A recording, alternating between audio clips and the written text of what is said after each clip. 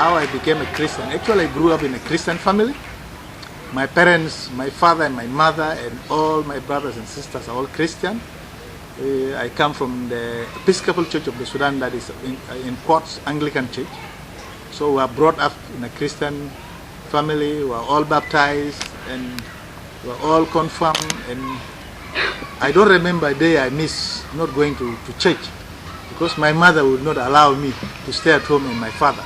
So we usually go for church service, and that was throughout of my whole life. I know that I'm a Christian. But somewhere in my teenage, I begin to feel within me that there's something missing. Like when I go to church and people share their testimonies, or maybe some Christians even preach, and they talk personal, whatever, I couldn't understand what they mean. So I happened to attend a Scripture Union conference that was in April 1990.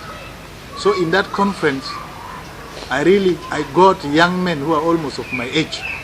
And particularly one person, I remember his first name is called Peter. He shared his testimony of how he used to live his own life until Christ called him. And that one applies to me. So I remember the pastor came in front and talked to the young men and women that were in that conference, and I was one of them. That maybe you are here and you thought by baptism and by confirmation now you are a Christian, but yet you don't have peace in your heart. If you want to give your life to Jesus, please, can you raise up your hands? And some people rose up their hands, and others were even asked to stand. They stood, but for me I was hesitant. Hey, how will people look at me, Charles, who has been going to church every Sunday, and now to say he is not a Christian? But again he gave another opportunity. He said, even maybe there are some, Christ has touched your hearts and you have not rose up your hands or neither stood. God still knows that you need him. So if you want to pray along with those who are standing. And I said, yes, I think that one is what I want. You can do that. So I prayed that prayer of confession. But believe me, even as I was praying that prayer, tears was running out of, I was experiencing some tears coming automatically.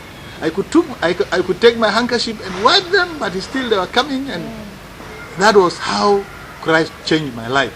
It was not easy to live as a Christian, or even until today to live as a Christian in Khartoum, if you don't have a proper background, if you are not even rooted, if you are not somebody who is knowledgeable of the Bible, if you are not a person who prays, if you are not a person who knows something about spiritual warfare. Yeah. But with that fellowship, it really gave us the confidence, first, to know that we're Christians and we have relationship with Jesus Christ personally. And number one thing, that we're surely going to go to heaven.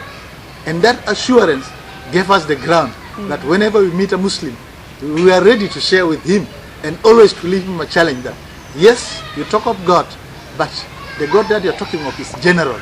But the person who will give you salvation is Christ. And always tell them that Jesus says he is the way, the truth, and the life.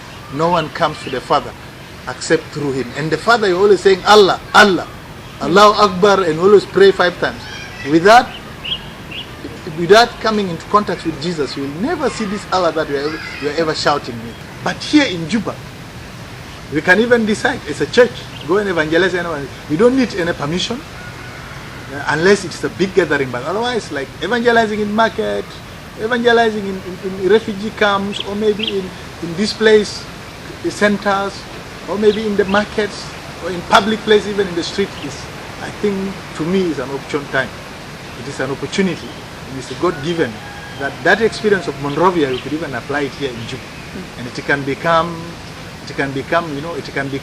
something striking, and that people at the end of the day, we really thank God for that. So I believe that one, to me, is very motivating and very encouraging, that we can really do the same.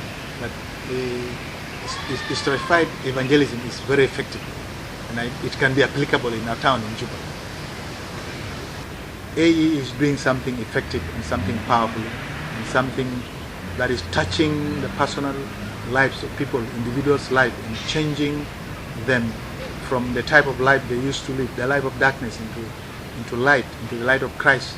Is a very, very good thing. So soul winning ministry is something that is commendable. Like, as an individual, I really say continue supporting AE, because they are really reaching areas that are unreached, and even if they are rich, they are reaching individuals that are going to be mentored and trained And to me, I think that one is our role as Christians, as believers, as pastors, as evangelists, as servants of God.